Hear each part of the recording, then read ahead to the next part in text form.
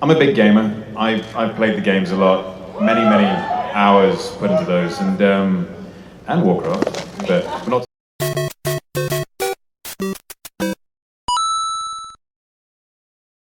I was very passionate about the games. I did play them a lot, and every time I played the games, I just thought, I really hope they make this into a movie or a TV show or something. I'm a big gamer, and so I played the games a lot.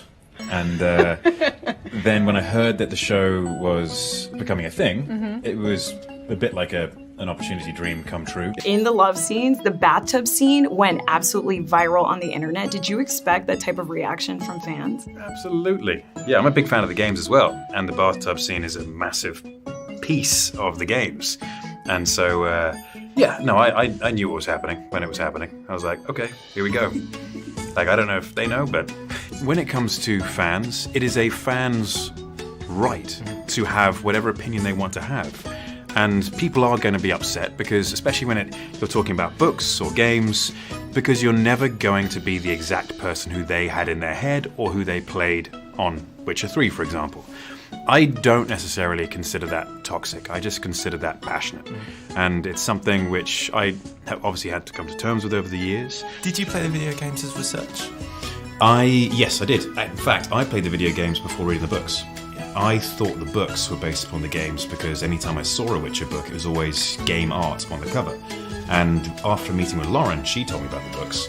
I ended up reading the books and loving them. I've been a fan of fantasy genre since I was knee-high to a grasshopper. And so, for me, it was a real treat to jump into that. And Sapkowski's writing, incredible. Yeah. PlayStation or Xbox? PC. Oh, wow. Yeah. You're a PC gamer? Yeah. What, was that from when you were young? Or? Yes. Yeah, my dad got me into that when I was very young. Did you kind of build your own gaming PC? I have not quite ventured into building my own myself. I definitely have had custom PCs over the years. That will be the next project. As soon as I find enough time and the bravery, I might put my own PC. Yes, I knew about it. I'm a big gamer. I played the games and I read the books, and I loved both of them. I love the adaptation that the games is of the books, and it's a wonderful opportunity for me and indeed for us to be adapting the books into our own way. And it's been an amazing journey, and one I'm looking forward to continuing. Were you guys surprised to find out that he was a gamer? No. Like, No. Not really. No.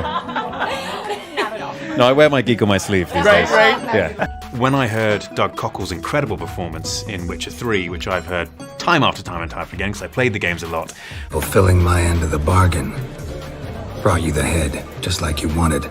I realized that I could utilize something like that and create this stony exterior, and I wasn't going to make him American like Doug Cockle performed him in The Witcher. And so I kind of blended my natural accent with that gravelly tone which Doug uses. My tone tended to be a little deeper. His was more into the whisper range. That was going to show the boiled down essence of who Geralt was. I have been a fan of the fantasy genre since I was a boy. My dad would read to me before I could read, and then any of my free time spent reading has always been, well, more often than not, has been reading fantasy genre. I'm a big PC gamer as well, and so I spent a lot of my time playing role-playing games in that genre and played the Witcher games. I played The Witcher 3 through twice, and then this is the kind of thing I do. This is the kind of thing I do in my free time. So the opportunity to work on this for real and make it my job as well, get paid for doing my hobby stuff, was ideal.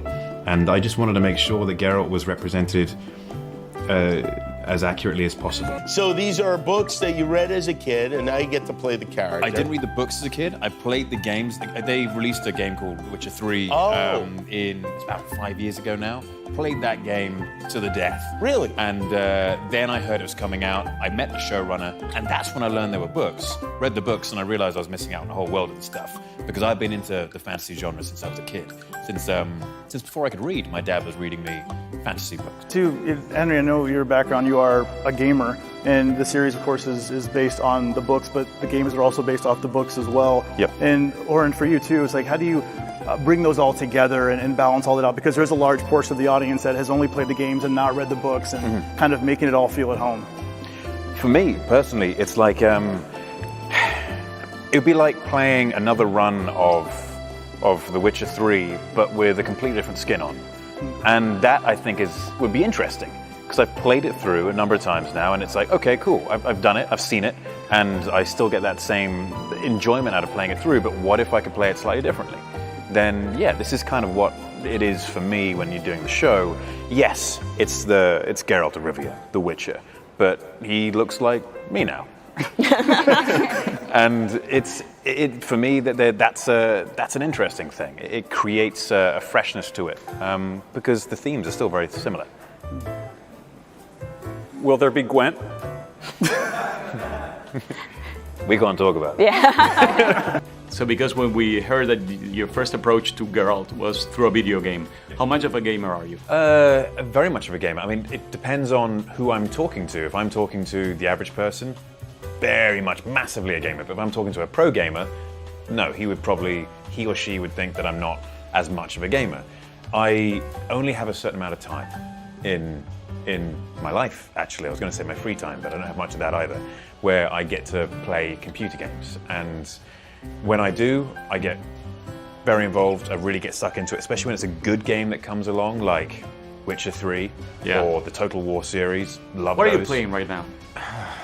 It depends. It depends where I am, because I'm traveling right now, so online games are pretty much out of the question.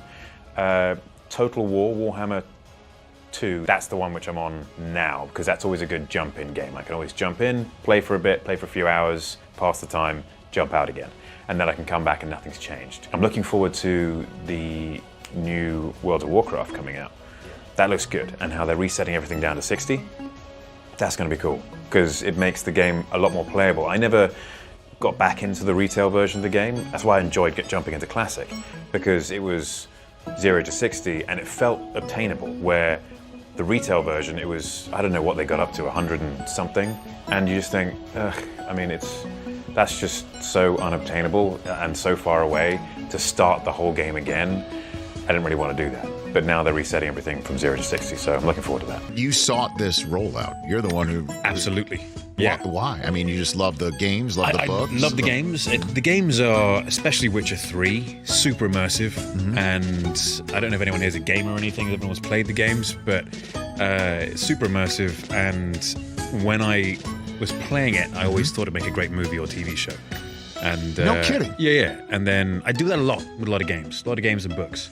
And then I heard that Netflix were making it, and I had my agents on the phone every day. Literally every day, I would call them and say, anything yet? Call them again. And we got through eventually, and they said, look, we haven't got a script yet.